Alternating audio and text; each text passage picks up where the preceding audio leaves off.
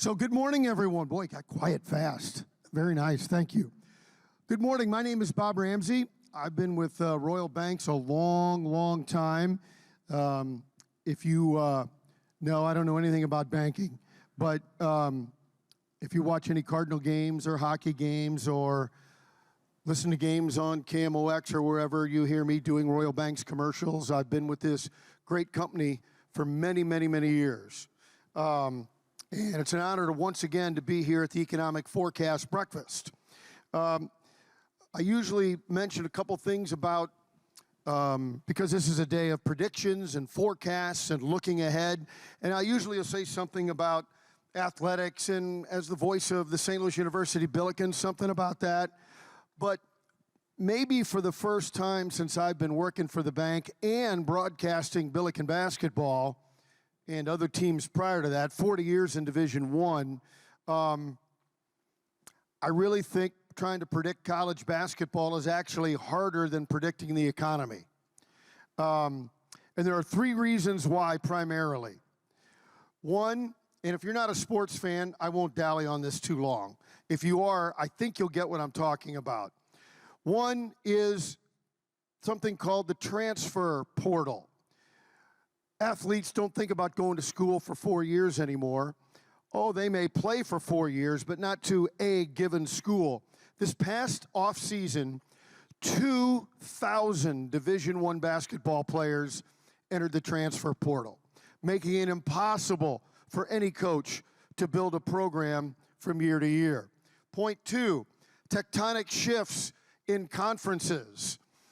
For those of you who don't know, you may not care, but the conferences keep changing, and the big ones keep pulling teams in, and the little guys are going away, making it even tougher for them.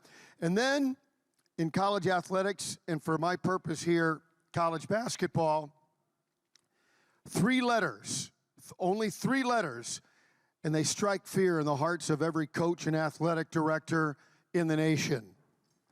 NIL. Anybody know what that is? Yep, name, image, and likeness. Now you say, well, who cares? What is all that? What it means, folks, is that now college athletes are professional and they can make money. And it strikes fear because every team every school is trying to raise money anyway, and they have been forever. Now, the money you raise, rather than going into your coffers, goes into the pockets of athletes. I'm not saying it's wrong. I'm just saying it's a change, and it means that virtually every team is a new team every single season. I was talking, obviously, with some of the folks here about St. Louis University, asking my prediction. I don't know. Half the team is new. I did a game at my alma mater last night at Lindenwood University. They had 2 returning players. That's it. How do you predict? You can't. So for once, athletics are harder to predict than the economy. And the other thing to do with coaches trying to keep programs together is recruiting. It's always been a challenge, but now you're recruiting. You got to ask how much money the player wants. For example, St. Louis U had a player ready to play, had committed. Gonzaga called the player and said, "What are they paying you?" The player told Gonzaga. Gonzaga said, "We'll double it." Guess where the player is this year? But along with recruiting outside players, now because of the transfer portal, a coach has to recruit his own players every single day. And that has become a real challenge. And it's a business, a full-time business now, and every 17-year-old athlete has to look at it as such. And it's not the wrong thing to do. You know, we always want, oh, well, they're being greedy and they're not thinking about the program. All that stuff is ancient history. You better go in and you better have a business manager with you to figure it out. Maybe it's a side hustle for some of you out there. Find the right athlete and you could do okay. All right, let's get to our, again, that's why I'm not making any predictions, but we've got a whole group that are ready to do just that. Our first speaker, well, sort of the co-host here, if you let me stretch it out a little bit, because of this great facility we're in, the founder of the district, Michael Staenberg is the president of the Staenberg Group, and he'll be our first speaker today. Michael? There he is.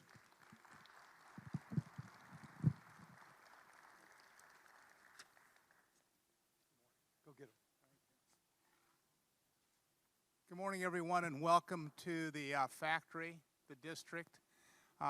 Thank you, Royal Banks, for again being here today, because we're proud to be partners, sponsors with Royal Banks, and they're the lenders on the district, so I only want to say positive things. But in all seriousness, we couldn't have made this project work without Royal Banks, and I do appreciate everyone that's involved with Royal Banks. Everybody wants to know what's going on in Chesterfield. I wish I did. So if someone could help me get a plan, I would appreciate it. In all seriousness, we're almost done with the city on some zoning issues and with Dillard's, and hopefully by August of next year, we will start construction on a downtown. And when I say a downtown, it's not a mixed use. It's truly a downtown. We have more land than downtown Clayton. So that's going to be something very different. We're going to make sure that it's a signature project in the United States, not just only for this community, but for everywhere here. And we're going to be proud of what we accomplish. It's a 10-year project. It's probably a $2 to $3 billion project. And I'm committed for the next 31 years of working, so I hope we can get that done. Royal Banks is a great bank. I tell everybody today, you know, you live locally, you give locally, and you borrow locally. Don't forget your local banks, and thank you to Royal Banks and everyone for being here today. Thank you. Thanks, Michael. Thank you. No, that's all right. Appreciate it. Thanks. Thank you, Michael. All right, let's get into the show here, and we'll start with our remarks and predictions coming up. The Senior Vice President and Treasury Management Director from Royal Banks of Missouri, Bill Forsythe. Bill.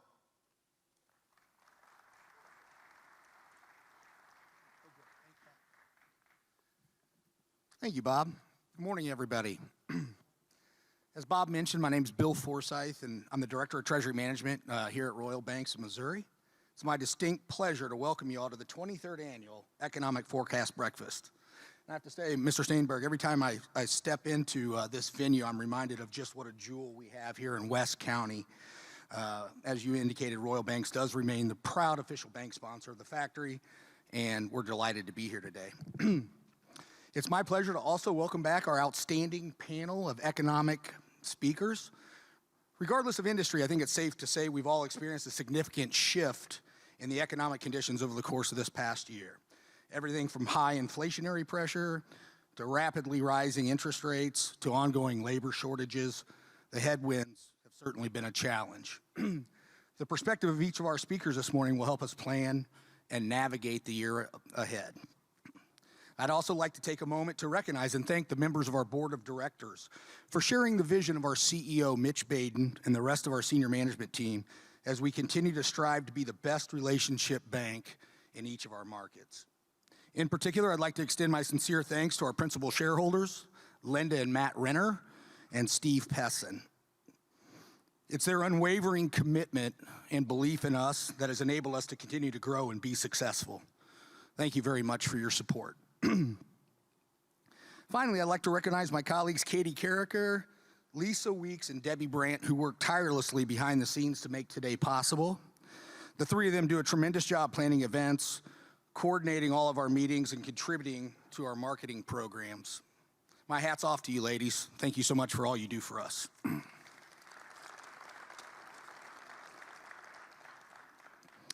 In closing, we here at Royal Banks have a tremendous amount to be grateful for. At the top of that list is you, our clients and our business partners, and the many other relationships that exist in the room today. We wouldn't be the bank we are without your support, so thank you for being here. We have a full agenda this morning, so let's turn it back over to Bob and we can get started with the program. Thank you again for being here, everybody. Thank you, Bill. Let's start getting into the predictions. Senior Vice President, Marketing Manager, Royal Banks of Illinois. Please welcome to the stage Adam Saltsgaver.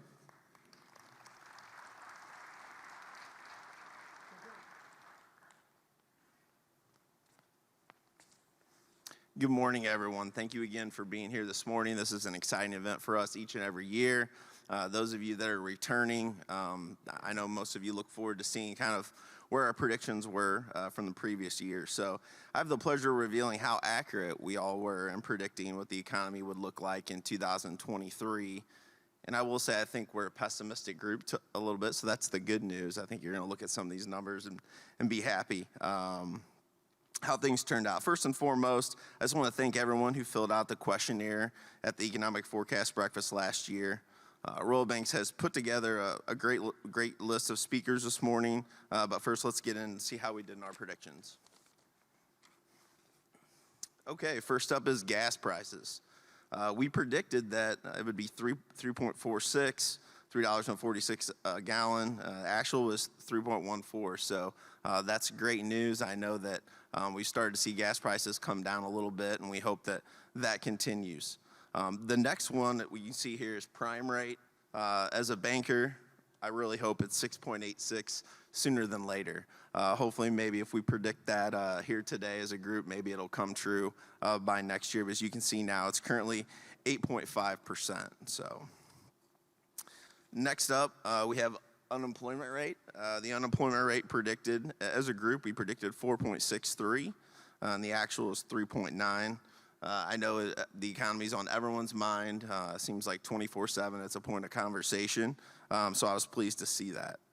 Next is the Dow Jones Industrial Average, predicted 32,667.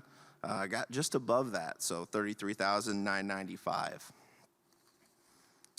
Next is the NASDAQ, kind of the same thing here. We were pretty close. Predicted 12,161 and ended at 13,650.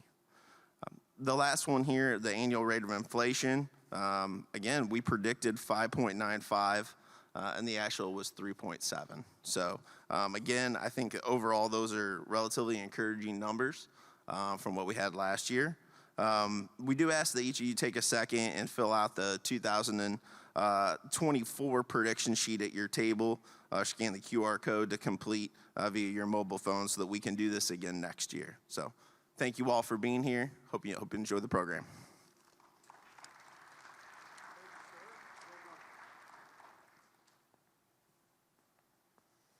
Okay, our next speaker is from Delta Investment Services, Bob Hardcastle. The president normally is here. He could not be here today, so he sent somebody who's really in charge over at Delta.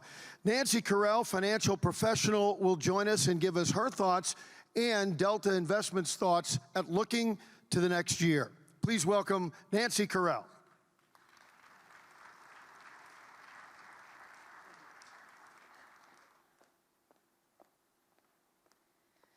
Okay, so I understand the real challenge up here is to make sure I keep this clicker going the right way. We'll see how I do there.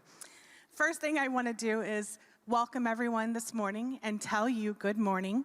I know that Bob wishes he could have been here. He was very, very excited to hear the other speakers and understand and see where their views were. Unfortunately, that isn't the case, so I am humbled that he has asked me to step into his place. I want to thank everyone associated with Royal Banks of Missouri for allowing me and to share some of Bob's and our team's ideas.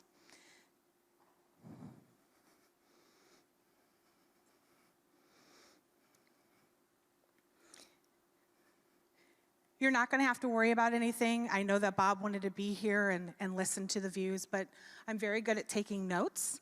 So I will be more than happy to share those notes with him. So don't worry about that. He will still know what happened today. First thing I'd like to call your attention to is our disclosures. I'd like to go ahead and get that out of the way. You know, got to get the disclosures taken care of before I start posing some questions and some ideas to you.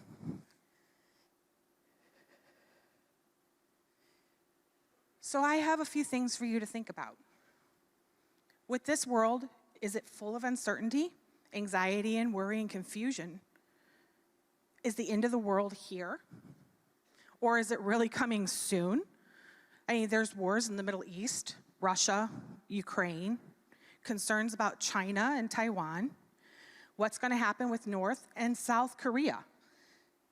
Oh, and politicians. Are you kidding me? I mean, let's just make sure everyone knows we don't get along, right? And really, is there anything getting done in DC?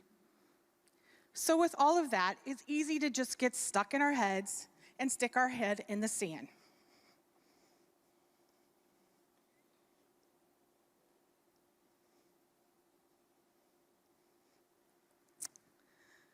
I'm not going to think about the markets. You know, it's easy to just do that. Of course, they're going to go straight down the tubes anyway, right? But it always pays to have some patience. After all, investing is a long-term thing, not a short-term. It's not looking at the end of our nose, it's looking into the future. And it's also looking into past, because, right, previous results do not guarantee returns for future. The market has always gone higher. But let's take a look at some of the opportunities we have this year. For instance, AI. What a wonderful but scary opportunity we have here. I know I'm excited, I know Bob is too, especially for medical. The diseases that AI could possibly help cure. Hopefully one of those is Alzheimer's, which I'm sure has touched the life of most people in this room. And it's definitely touched the lives of my associates. You would think all of these wars going on, metal markets would be running through the roof. But gold, silver, platinum, palladium, they haven't done anything. Whatever that sign is, it's a pretty good sign that investors are not truly running for the hills and buying precious metals. The oil markets, they're actually coming down. After being at close to $90 a range, they're almost back down to 70 range and around that area. So investors don't seem to be running for cover. They're just sitting on the sidelines. So what does that leave? The economy? Well, Federal Reserve has raised rates, and it's really hurt real estate markets. Big ticket items like washers, dryers, refrigerators and stoves, automobiles, pretty much anything people have to open up a line of credit for. Oh, and not to mention, they cost a lot more than they used to, right? Well, what about workers? Where are they? How are they making it? Restaurants and businesses are closing all over. And it's not because they don't have the business. It's because they don't have the employees to run it. So why are we excited at Delta? And I know that Bob and I are extremely excited. Well, this is why. The Federal Reserve Bank, which has been raising rates over the last 2 years, has held rate steadies for the last 2 meetings in September and November. I know in September, at the Fed meeting where they held the rate steady, Bob still felt that Chairman Powell did say some negative things and had some negative opinions of the stock market, even though he held rates steady. But this last meeting in November, he not only held rates steady again, but Bob and I and the rest of the Delta team didn't feel that Chairman Powell said anything negative towards the stock market. And with all the other things going on, the negatives, the markets over the last 4 years from COVID hitting new highs, collapses, coming back up again, we think we have an opportunity to have new highs next year. And when we get to the point where costs are actually going down for food and things like that that we need, and we have a presidential election next year, I don't feel the investors are going to be in quicksand anymore. The markets are going to be wild. The umbrella, it could break. But we are excited about the stock market, and we believe it is going to be surprisingly good over the next year. I want to thank you all for having me here today, and on behalf of Bob and our Delta team, I'd like to wish you all a happy, healthy holiday season. Thank you.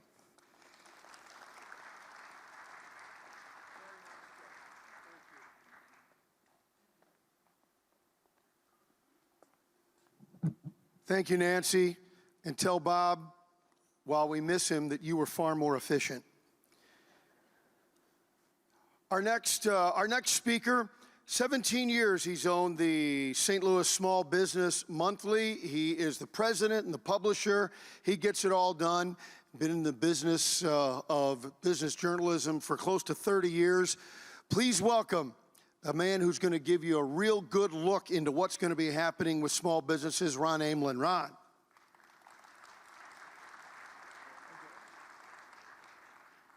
All right. Okay. Thank you very much. I am honored to be here today to talk about the state of small and mid-sized businesses. First thing I'm going to do today, I'm going to talk about where we're at today, where businesses are at. Then I'm going to take a look at next year, 2024, where we think we'll be in 2024. And then I'm going to finish up with a couple of big key challenges that are facing business owners next year. For all the information I'll give you, I'm relying on surveys and focus groups from my own business and from nationwide companies as well. Let me see if I get this going. We'll get rolling. Okay, this quote, a cut here, a cut there, and sooner or later you're bleeding to death. I can think of no better way to really describe business today than this comment. Over the last 4 years, business owners have just endured a lot of challenges from COVID, high inflation, high interest rates, labor shortages, high labor costs, expenses that are out of control. I don't know if you've seen the latest healthcare insurance premiums or not, but just crazy stuff. And it's amazing how resilient business has been. I mean, if you would have told me in 2019 that business owners would have to endure all of these things, I would never have guessed they would be as resilient as they have been. However, all these cuts are really starting to have an impact on the financials of businesses. There's no doubt about that. And while businesses might not be bleeding to death, there is a pool of blood there that's forming. Pete Rose was probably the best hitter in Major League Baseball. He has the most hits in Major League Baseball. And he had a saying when it came to batting practice. He said, if he missed one day of batting practice, he would know the difference. He would know he was just off a bit. And if he missed 2 days of batting practice, his teammates would know something was off. And if he missed 3 days of batting practice, the people in the stands would know something was off.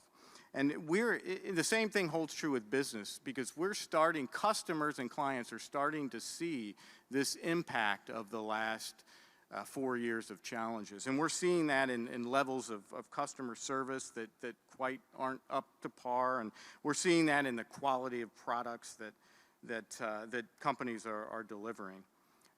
So where's businesses today? I mean, 23% of small business owners say inflation is the single most important problem right now.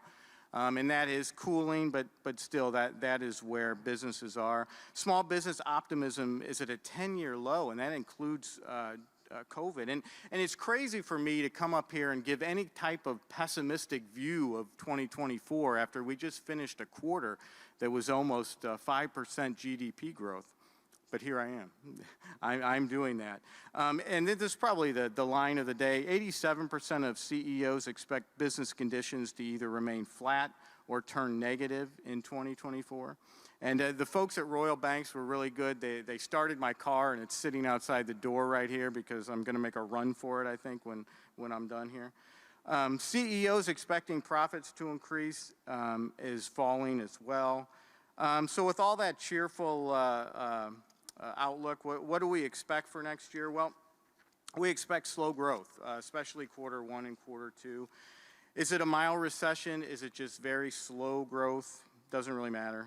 That's what we're looking at. Weaker profits, consumer spending slowing, struggles ahead in the manufacturing sector, continued tighter lending, continued tighter labor markets. And really, labor costs, although they seem to be slowing, they are going up, and they're not coming down anytime soon. So you really have to budget for those now that we're in budget season. Employee retention, also going to be important in 2024 as more and more employees want to find greener pastures. And the quit rate is dropping, which is good news. But employees are still looking to move on.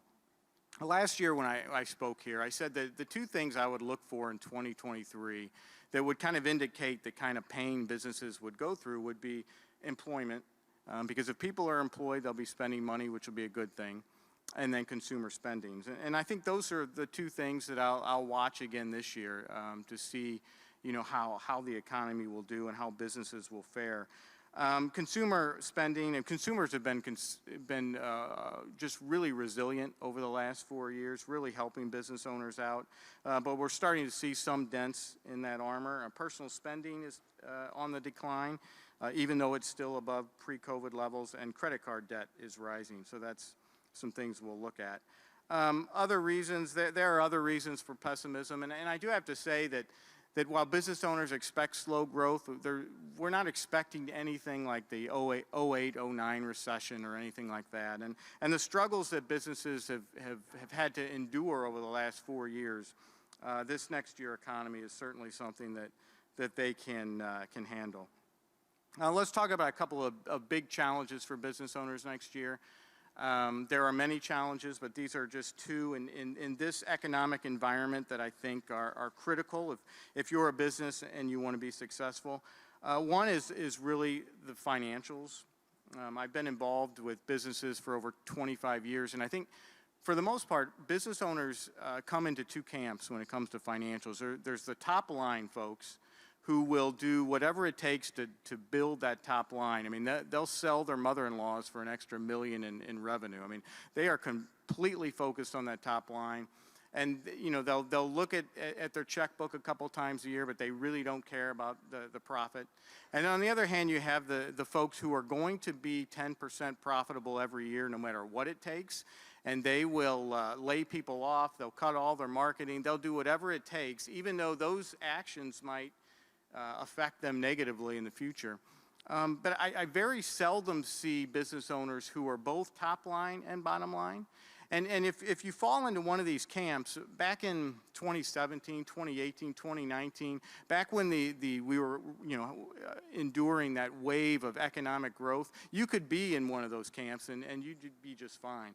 But I think in today's economic environment, I think you have to be both. You have to constantly be driving that top line, and then you have to be tamping down those expenses and the cost of goods, and you've really got to be focused on that bottom line too. If you want to be successful in the next few years, I think that you have to be both top line and bottom line. Financials in 2024, COGS and labor costs. I mean, what can you do? You can raise prices as often as you can, and business owners have been doing that. Many have hit a wall where they no longer can do that. Downsize those expenses, save the cash as much as possible, automate like heck. I mean, AI is going to transform almost every industry, so dive into that pool and figure out how that can help you be more efficient. And really know your numbers and your margins. I mean, when I talk to bankers, they tell me 70% of business owners don't truly understand their financials. And you don't want to be in that group during these economic times. Again, back in 2017, 18, 19, not a problem. But today, not so much. 2024 is going to be about improving those gross margins, reducing the cost of making your product, turning over your inventory faster, really adjusting your sales mix, finding out, who your most profitable customers are and focusing on that. Automate processes, as we mentioned. Analyze your customers and negotiate everything you can. If you're a business that makes a product, it's really about those cost of goods. It's really about tamping them down as much as possible. And if you're a service-based business that doesn't have a product, it's really about the billable hours and employee efficiency and productivity. Those are things that you really have to focus on in 2024. The next big challenge is the labor market. And a buddy of mine owns a construction company with about 30 employees, and we had lunch a couple months ago, and he was telling me about how 2 of his new hires just got hired away by his competitor. And he said that his competitor offered $80,000 a year for these 2 employees. And I asked him, how much were you paying? And he said $60,000 a year. And I said, well, how much were you paying your new hires 4 years ago? And he said, well, 4 years ago, I was paying $40,000. So my friend has gone from paying $40,000 4 years ago to his new hires, to 60,000 today, and his competitor comes in at 80,000 and takes his employees away. So that's just one example of where the labor market has been for business owners. And I talked to a business owner today who's in the midst of hiring an employee and offering them what he feels is a lot of money, much more than I'm sure he would have offered a few years ago. So where are we right now with the labor market? Well, the number of unemployed per job openings is 0.692. So what that means is for every open job, we have 0.692 people to fill that job. 5% wage inflation in Missouri, as my friend is feeling. 43% of owners reported job openings that were hard to fill in 2023. A net 23% of companies plan to raise compensation in the next 3 months. More than half of Gen Z and millennials have job hopped in the past 5 years. 9 in 10 are searching and remain open to new opportunities, which I think if you're a business owner, that's a sentence that should really strike some fear in you, because most of your employees are ready to walk out the door at any given time. So you have to realize that and plan accordingly. So where are we headed in 2024 when it comes to labor? Well, as the great St. Louis and Yogi Berra said, it's like deja vu all over again. What can you do? What can a business do? What can my friend do that owns the construction company? It's really about culture. It's about building a business where people want to stay. I know that the average stay for especially young workers under 40 is 18 months. That's not a long time. So you really have to build a culture where people want to work there regardless. And that takes time, and that's something that you continually have to mold and you have to build. And it's kind of like pizza dough. If you've ever made a pizza, when you work with pizza dough and you constantly move it around, work it, you can shape it any way you want. You can make it into a ball, you can flatten it out, you can make it into a string, you can do anything you want with it. But when you stop working it, when you walk away for an hour and you come back, it's like a rock, and you can't do anything with it. And building your culture is the same way. You constantly have to be working it. You constantly have to be providing opportunities for your employees. And you can't buy a ping pong table, put it in the break room, and call it a day. I mean, that is not building culture. So it's more important than ever in the year 2024 to build that culture. And at the foundation of the culture you're building, it's really about making sure employees know that they matter and that they know they make a difference every day that they're in the office. So some final thoughts as I wrap up. Businesses are expecting slow growth, especially in quarter one and quarter two. Weaker profits. Most successful businesses will manage those COGS and labor expenses, and the best cultures will have the big advantage in success in 2024. So I wish everyone a great 2024, and thank you very much.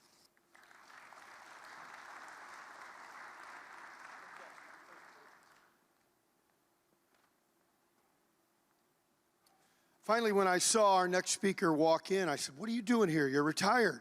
He can't stay away. He loves you all too much, and he loves Royal Banks, and he wants to give you his thoughts unfettered now. With many years in the Federal Reserve, he was speaking for the Federal Reserve, but now Bill Emmons, adjunct lecturer and retired economist, can be on his own. I assume it's going to be something like, Richard Pryor, Robin Williams. He's going to be stalking the stage, telling jokes. It's going to be a laugh riot. Please welcome Dr. William Emmons.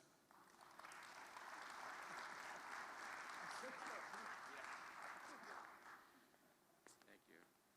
Wow, expectations are way too high. But yeah, I will be Emmons unleashed, as someone said. I do not have to give my disclaimer. These are my own views, but who cares? They're not the Fed's view. I'm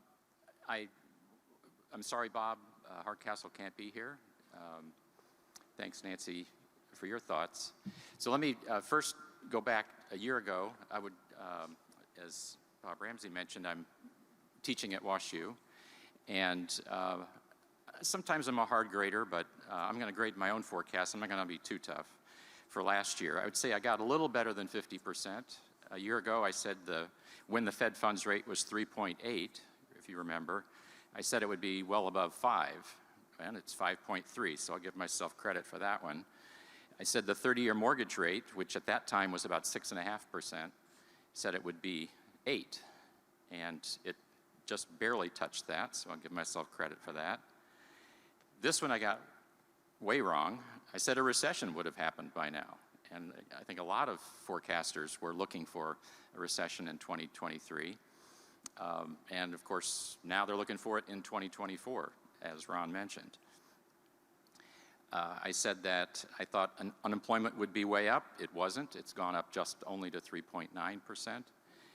But I did think inflation would be falling, but still above 2%, the Fed's target. And that is, in fact, the case. So I'll give myself partial credit on that. And as for asset prices, I thought that those higher interest rates, weaker economy would be translated into softer stock and bond prices and house prices. It's been a volatile year in all those markets, but on balance, stocks are stronger. House prices on balance are higher and even have started to look a little stronger in recent months. And again, many people, and I guess I'd put myself in that camp, are just kind of expecting the same in 2024, weaker asset prices. As for when will the Fed cut interest rates, I thought it will cut in 23 or 24. Too soon to tell on that. And whether or not we would be in the process of what I called stagflation, sort of a stop-start where we think we've got inflation under control, it then gets out of control again and the Fed has to go back and try to tighten and try to get it under control. I don't know. I still think that is a big risk as we look forward, that we think we're close with inflation and just don't get the job done. So that's my thought right now. I think inflation is still too high. There was a report out this morning, the CPI, which was very good. If you've been checking the markets are very happy. But I think, as always, it's probably a little overreaction. These numbers this morning, although better than expected, don't change the basic picture very much. We still have inflation, not like it was, but still a little bit too high. And I think that really is what drives then how you should think about the Fed and the economy and asset markets.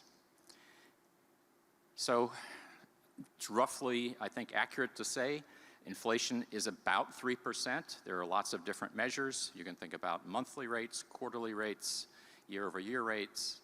But 3% is about what we're seeing. And remember, the Fed continues every press conference. Chairman Powell says we are strongly committed to achieving our 2% inflation target. So the job is not done yet. I was very interested in Ron's comments. I think that's exactly right to focus on the labor market. The labor market has cooled. Unemployment is up a little bit to 3.9%, but it still is very tight historically. And we would expect that should be putting upward pressure on wages. As Ron suggested, you can probably point to anecdotes in your own experience. And for reasons that I'll explain, this is the key in understanding where inflation's going. And so in that sense, I think these one-day reactions, like the stock market reacting very positively to this inflation report, is missing the underlying driving forces why inflation is going to be so sticky and so difficult to get down. So I do think without tight monetary policy, these rates, which again are historically not that high, but from our recent experience, 5.25%, 5.5% does seem somewhat high. Unless that continues, or there's a big correction in asset markets, which could have some of the same effect as tight monetary policy. This is captured in the term of financial conditions, that if you did see a big drawdown in the stock market, or if you saw housing markets weaken notably, that also would have a dampening effect on the economy. So in a sense, and this was kind of referred to in Chairman Powell's comments about markets doing the work for us. So that I could anticipate that would maybe give the Fed a little bit more room to ease, but that's nothing to count on. But unless that happens, unless we have continued tight policy or weaker financial conditions, there's just no good reason to expect inflation to fall on its own toward the 2% target. So I think we should, as we look into 2024, be expecting these continued high interest rates and somewhat weaker asset prices. Now, we can talk about it if we have time for questions. It almost always comes up when you talk about, well, we're at 3% inflation, the Fed is targeting 2%. Why can't we just say 3% is good enough? And I think that is, in fact, what might happen in the future. The Fed might revisit the inflation target and say maybe 3% or a range around 2% is good enough. But I don't think they're going to do it now. I think that it would really undermine the credibility of the Fed to change the target in a situation where they're unable to hit that pre-existing target. So I think that's really not the way to think about it, that the Fed will just say 3% is good enough. So here is a picture of inflation. This is the measure that the Fed looks at most closely, the personal consumption expenditures chain type price index. And these are quarterly readings expressed at an annualized rate. So for the third quarter, if that pace had continued for a whole year, it would have been 2.9%. That's the third quarter, 2003. And you can see the 2% target there. A lot of progress coming down toward it. But what may turn out to be a bottom, at least for some period of time in the summer, was followed by a little bit of an increase in third quarter inflationary pressure, and still about 3%. If you look at services, so this is by far the largest part of consumer spending is on services of various types. That measure is a little less volatile, didn't go quite as high, but it also hasn't come down as fast. And the most recent number in the third quarter was a 4% reading. If you looked at the report this morning, the CPI numbers are a little bit different measurement basis, but it's very similar. The overall number around 3, the services around 4. And then I want to add labor costs.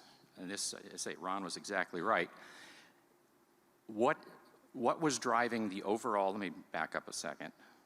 So why is inflation going to be sticky at one level? Because services are 2/3 of that measure, and services are sticky. These are things that are not as much influenced by raw commodities. It's much more influenced by the labor input. And so the reason the services are sticky, services prices, is because those labor costs are now rising at a rate here in the employment cost index, which is probably the best overall measure of wages and benefits, rising at 4.3% annual rate in the third quarter. And so that green dashed line, as you can see, has moved up and seems to have found a new level a little bit higher than it was prior to the COVID recession. And that vertical gray slash there is the very brief but very sharp recession in 2020. So that's the story. Inflation is mostly driven by services inflation. Services inflation is mostly driven by labor costs. And that's, of course, why economists focus so much on the labor market. So here's the same, some of the same information in numbers. So the top line there, where we are right now, the headline number, right around 3%. Services inflation about 4%. Labor costs running about 4.3%. The next line down, well, what is normal for these numbers? And I would say the 4 years before COVID, maybe you call those normal. And so what I want to do is look at the relationship between these 3 different measures. So the overall number was running slightly below 2%, services were running 2.4%, and labor costs at 2.7%. So if I take those gaps as indicative of what a normal relationship is, Go down to the third level.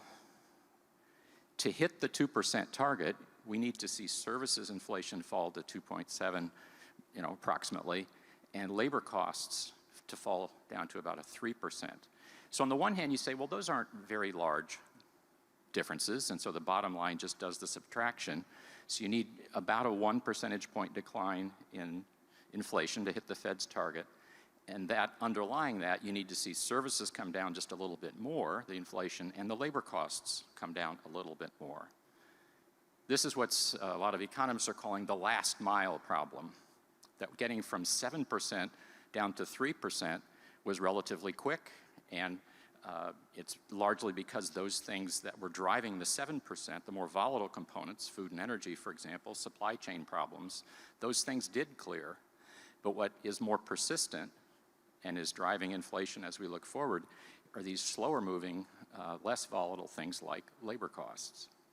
And that's, of course, then why the Fed, with its very blunt instrument, the interest rate, says the only way really to durably get inflation back down to 2% is, as much as it sounds, people don't like to hear this, but need to weaken the labor market. Need to, that example of the employee who's getting $80,000 versus $60,000, that is indicative of the bargaining power that labor has. I mean, maybe the auto strike settlement or the actors is another indication. So yes, it's great for the people who can raise their incomes, but it has these consequences at the overall level if productivity growth is not rising fast enough to justify that. So here's a picture of the labor market. The latest, greatest measure that economists are looking at for the tightness of the labor market is not simply unemployment, but the relationship between job vacancies. So how much are firms trying to hire related to the number of available workers. So this is in fact that job openings to unemployment. And you can see that the peak back in the middle of 2022 of almost 2 available jobs or jobs listed for every available person who says he or she is looking has come down, but it's still at 1.5, still higher than at previous peaks of business cycles. So it still looks like a tight labor market. And of course the 3.9% unemployment rate tells you the same thing. The forecasting, as Bob Ramsey pointed out, is very difficult in sports, very difficult in economics. This is an economic model by Ray Fair at Yale University, where he tries to not take into account any special circumstances like COVID or what the Fed is saying, but just the numbers. What do just the numbers? So that'd be something like a sabermetric approach to the economy. And this is saying what is going to happen to inflation just given the historical relationships between the variables in the economy. The blue bars there are what we've actually seen. So that huge surge back in 2022 has come down a great deal. But the picture here is that there seems to be kind of a bottoming out, that inflation under current circumstances, and this actually is assuming that the Fed will raise rates one more time and hold it there, that there's a bottoming out of inflation around 3%. And so getting that last mile down to 2% may require this tighter monetary policy for an extended period or some sort of weakness coming from financial markets. So I conclude inflation is still too high even though it's come down a great deal. And I don't think the Fed will be cutting until that 2% target's actually achieved. So without many more months of tight monetary policy or meaningful softness in financial conditions, if anything, the inflation rate is likely to rise next year rather than fall because the labor market remains historically pretty tight. It's true that if the Fed persists or even raises rates again, that does raise the risk of recession. But I think that the Fed will be committed enough to inflation, that 2% target, to take that risk. And for next year, kind of a similar story, the outlook I had last year, which was a continuation of these interest rates higher than we've been used to for the last 15 years, and at some point, a little bit more persistent weakness in asset prices. And yes, along with that comes a higher risk of recession because of the focus on trying to get inflation down. I think, you know, the real challenge for Chairman Powell and all the other leaders in the Fed is to make the argument to people why hitting that 2% inflation target is so important. And if they don't actually believe it is that important, then they may, may err on the side of being a little bit softer than I'm suggesting here. But at this point, I'm working under the assumption that they, in fact, are committed to the 2% target, and will have to take those actions to get there. Thank you.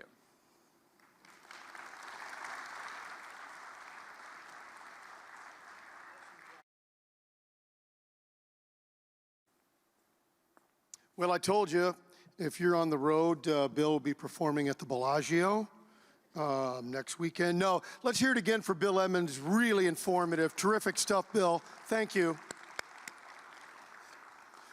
We're supposed to be out of here by 9 o'clock. We're very, very close, so let's get our prize drawings and then our closing remarks. Please welcome Vice President and Marketing Manager in St. Charles and Northeast Missouri from Royal Banks, Mark Baden.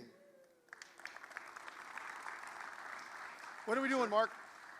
Well, before we get started on that, can we go back one slide, because I'm going to slip up names here. Thank you. We want to thank our media sponsors, Big 550, KTRS, News Talk, STL, and St. Louis Business Journal. We really appreciate the support. Thank you very much. We have 2 prizes to give away today. I want to be very clear, because there was a mistake last year. You are not leaving with a chair. So when we'll get to that point, there will be no chair. Bob, can I borrow you for a second? Yes, you may. All right, can we draw one name real quick out of here, sir? Hold it up so I can't see. Up there, all right. Shuffling, we're shuffling now. Who we got here? Oh, my good friend Dale Ostrich from Business Services, Inc. All right, excellent. Dale, I'll meet you right over there when we're done. And the second gift, somebody in here has a Royal Banks logo under their chair. So if you guys want to, I'm not kidding, there is a logo under the chair. You guys look and find it. You don't get the chair, but I got another gift card for you. Come on, folks, it's like Oprah. You know the drill. Have you ever been compared to Oprah before? That would absolutely be a first. First time, okay. And only, probably, to be honest with you.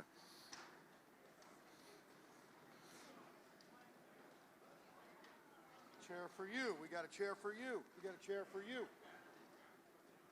If somebody put me on and there's not a logo up here, I'm going to be upset. Anybody?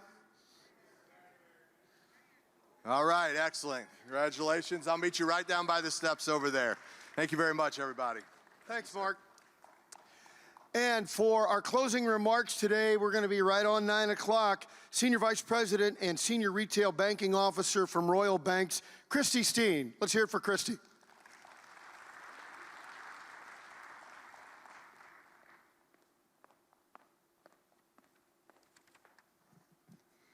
Hello, I'm Christy Steen, the Senior Retail Banking Officer for Royal Banks of Missouri.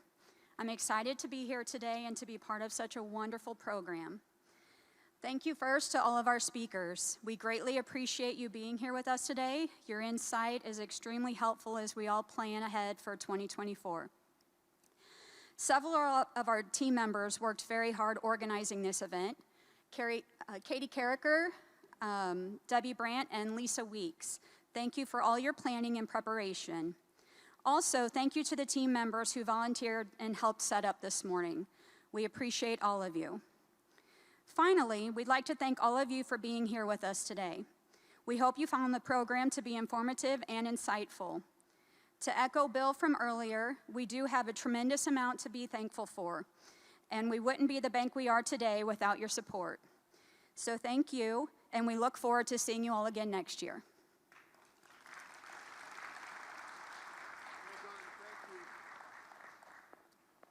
That's it. Enjoy the rest of the day. I hope the information was helpful. I know it was to me.